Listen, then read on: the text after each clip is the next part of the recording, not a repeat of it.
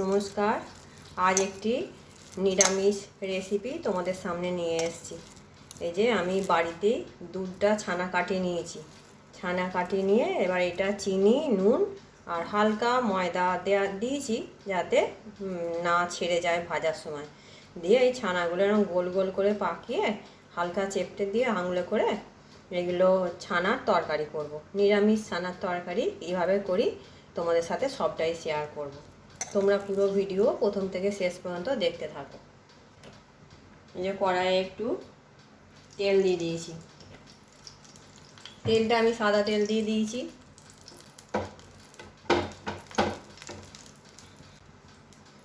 যে আমি এরকম বল আকার করে নেবো, সবগুলো একসাথে করে নেবো।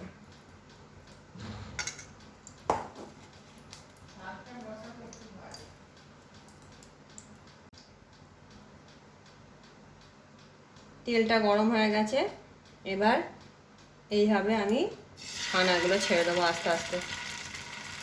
গ্যাসের ফ্লেমটাকে কমিয়ে দিতে হবে, নাহলে ভাজা হবে না, কিন্তু ওপরে বেশি লাল লাল হয়ে যাবে। আস্তে আস্তে আমি প্রত্যেকটা বড়া এইভাবেই ছেড়ে দেবো।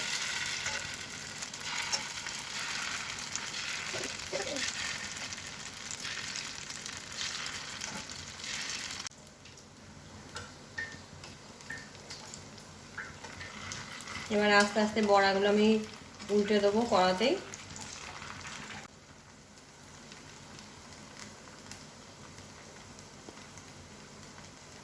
এই যে আমার প্রত্যেকটা বড়া উল্টানো হয়ে গেছে। এবার এই পিঠটাও আমি ভালো করে ভেজে নেব। যতক্ষণ বড়াগুলো ভাজতে থাকবো গ্যাসের ফ্লেমটা কমিয়ে দিয়ে করব।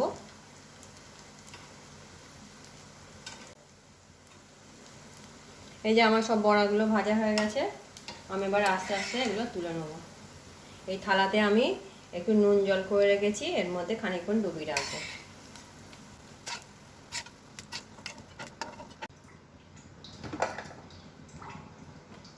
ছানার বড়াগুলো ভাজা হয়ে গেছে, এবার ওই কড়াইয়ে আমি একটু তেল দিয়ে দেবো। তারপরে এখানে নিয়ে নিয়েছি গোটা গরম মশলা, এলাচ নিয়েছি, দারুচিনি, লঙ্কা, গোটা জিরে আর একটা তেজপাতা। এলাচটা একটু ফাটিয়ে নিয়েছি, এই যে একটু লবঙ্গ আছে, একটু দারুচিনি খণ্ড আছে। তেলের মধ্যে আমি এবার দিয়ে দেবো।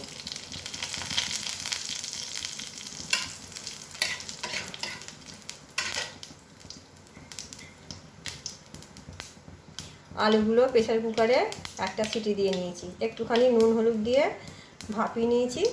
এগুলো এবারে তেলের মধ্যে কড়ার মধ্যে দিয়ে দেবো।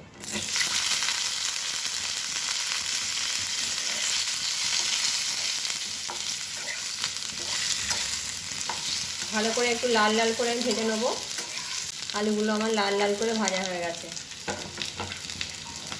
এবার এখানে একটা মশলা করে নিয়েছি, আদা বাটা আর লঙ্কা গুঁড়ো, হলুদ গুঁড়ো এই আলুর মধ্যে দিয়ে দেবো।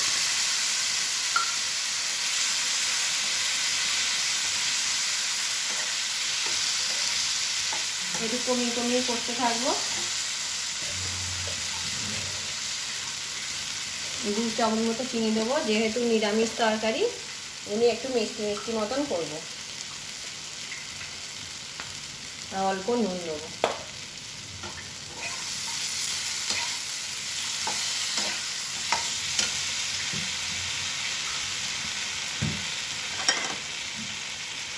মশলা ধোয়া জলটা দিয়ে দেবো।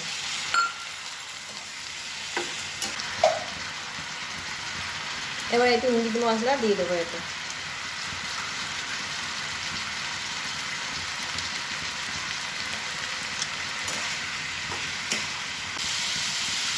বেশ খানিকক্ষণ আমার কষা হয়ে গেছে, এবার জল দিয়ে দেবো একটু।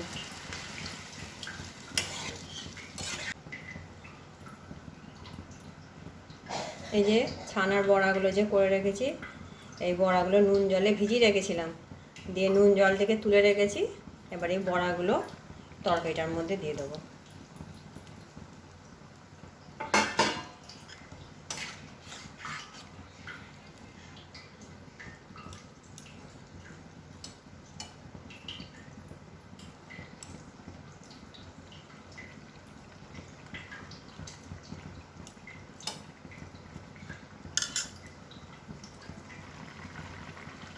তরকারিটা একটু আমি ঢাকা দিয়ে দেবো, কিছুক্ষণ ঢাকা দিয়ে হোক তরকারিটা, তারপর কিছুক্ষণ পর আবার ফিরে আসছি।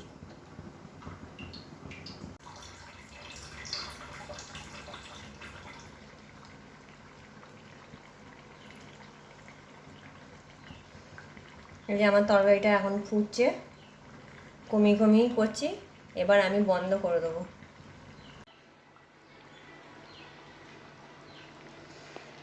এই যে আলু দিয়ে আর এই ছানা বড়া করে তরকারি আমার রেডি, নিরামিষ তরকারি, কিন্তু দারুণ স্বাদ হয় এগুলো খেতে।